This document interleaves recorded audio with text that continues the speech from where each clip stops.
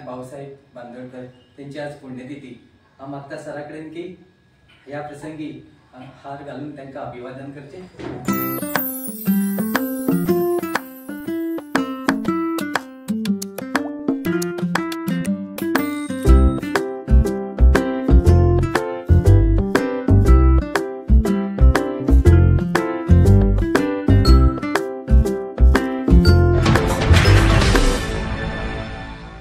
कारण गोंयांत पयलीं शिक्षण नाशिल्लें आनी ताका लागून गांवांनी तांच्यांनी त्या वेळेस शाळा तयार केल्ल्यो आनी आज ते पण शाळा जरी तयार केल्यो पण तेच्या वेळार शिक्षक नाशिल्ले।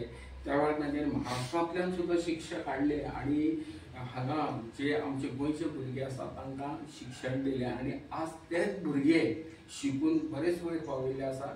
आज आमचे राजकारण हे सगळें जें कितें आसा राजकारण्यांनी सुद्दां तांचो जे पळय तांच्यांनी बुन्याद घाल्ली त्या बुन्यादीचेर आज तांच्यांनी इमारत केल्ली आसा आनी एक ते खरोखरच एक आमकां आदर जावन आसा।